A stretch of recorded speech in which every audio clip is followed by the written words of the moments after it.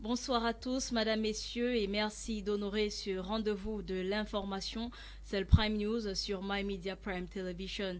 Et pour l'ouverture de ce journal, la ministre de l'Éducation ou de l'enseignement secondaire, le professeur Pauline Nalova-Lyonga, a prorogé la rentrée du troisième trimestre au 12 avril 2021 sur l'ensemble du territoire national, date initialement prévue le 6 avril 2021. C'est le contenu de son communiqué signé hier 29 mars, communiqué dans lequel elle a également précisé que les élèves en classe d'examen officiel poursuivront les cours en présentiel. C'est un reportage que nous propose Genda Perdrine Blanche.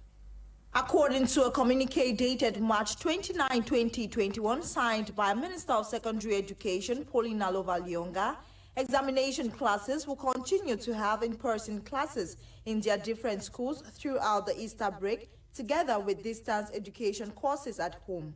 Going by this communique, non-examination classes will observe Easter break and will only be taught by distance education at home. This, according to Minister Pauline Nalova-Lyonga, is to reduce the academic load on students who are not taking part in examinations across the territory and equally ensure that academic works and assignments are evenly distributed. Contrary to the initial school calendar, which sets school resumption on April 5, all classes for the third term will resume on the 12th of April 2021, an additional period of 1 week for secondary schools. This decision is a reaction to numerous requests from students, parents, and guardians over limited or no resting time at all. Since the outbreak of COVID-19 and subsequent resumption of academic activities at all levels, schools have had a great task of treating their complete syllables with their allocated time, meeting up with the academic calendar of activities. Institutions, on their part, have adopted independent schemes to match up the complete syllabus by the end of the school year. Minister Nalova-Lyonga equally stressed on the strict respect of COVID-19 barrier measures as the students, staff, and guardians go about their daily activities. Et en parlant de Covid-19, la recrudescence des cas positifs au Covid-19 et le non-respect des mesures barrières édictées par le gouvernement ne cesse d'inquiéter face à cette allure de circulation du virus. Le ministre de la Santé publique, le docteur Manaouda Malachi, a rappelé aux populations à travers son tweet la nécessité de poursuivre les efforts dans le cadre de la lutte contre cette pandémie. Je vous propose de suivre ce reportage. C'est à travers son compte Twitter, comme à l'accoutumée, le 28 mars 2021, que le ministre de la Santé publique, le Dr Manaouda Malachi, a réitéré pour la énième fois l'importance du respect des mesures barrières édictées pour barrer la voie au coronavirus. Se protéger, protéger nos familles en protégeant les autres et le port du masque de protection sont les messages véhiculés par le ministre de la Santé publique. D'après lui, la situation continue en termes d'accélération de la transmission au niveau des communautés. Le Cameroun compte actuellement 49 292 cas, 743 décès et 42 728 guéris depuis le 22 mars 2021. Une hausse de chiffres qui n'a laissé aucune autorité des régions indifférentes. Le gouverneur de la région du centre, Paul Nasseri Béa, faisait encore savoir que la région du centre est considérée comme l'épicentre de cette lutte, raison de cette décision signée le 24 mars 2021 de l'annulation des spectacles à Yaoundé.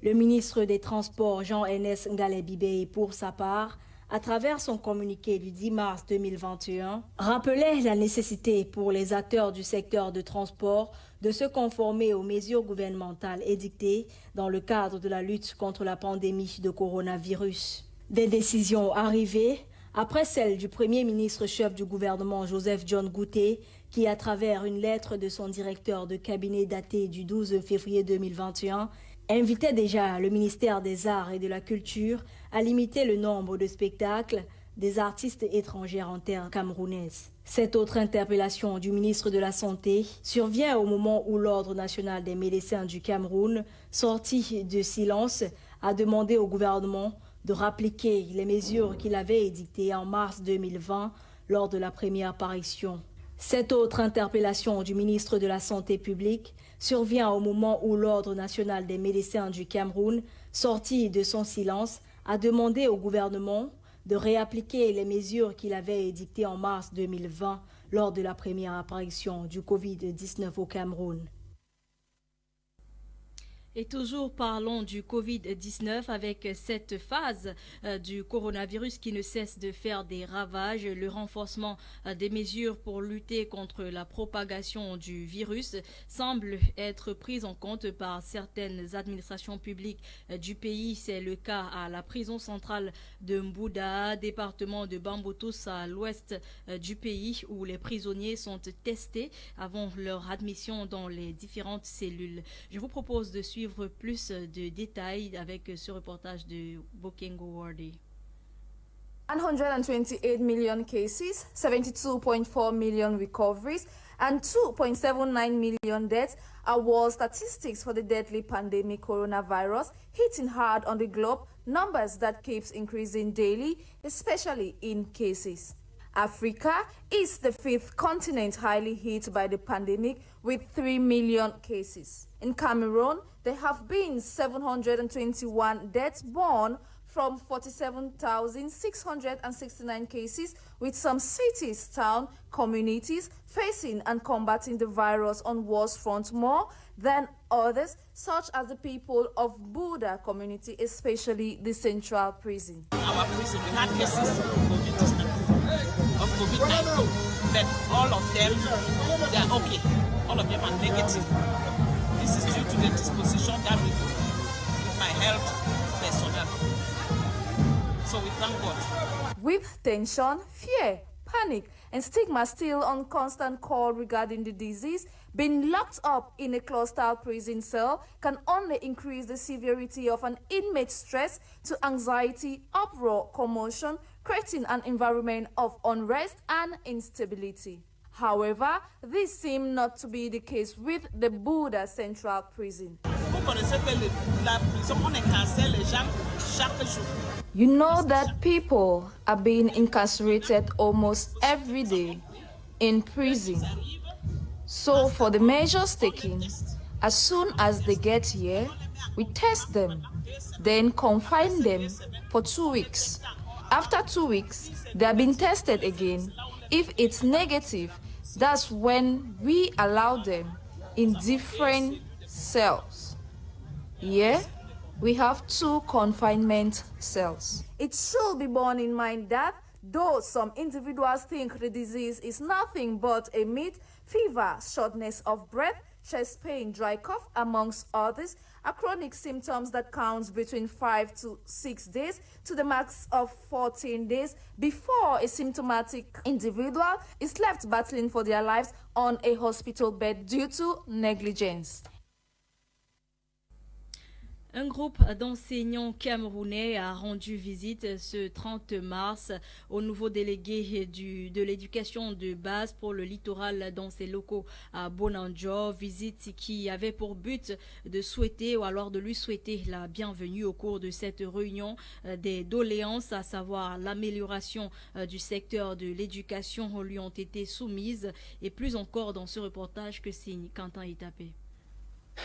Des enseignants et directeurs d'écoles primaires dans les locaux de la délégation régionale de l'éducation de base du littoral ce mardi 30 mars 2021 à Bonanjo, ici à Douala. Ils sont venus souhaiter la bienvenue à leur nouveau chef qui a pris fonction ces derniers temps. Un regroupement des enseignants, regroupement des enseignants solidaires du littoral. Et on existe depuis quelques mois et on s'est donc convenu. Comme nous avons eu un nouveau chef dans la région, on s'est donc dit qu'il fallait qu'on arrive aujourd'hui souhaiter la bienvenue à notre nouveau délégué régional.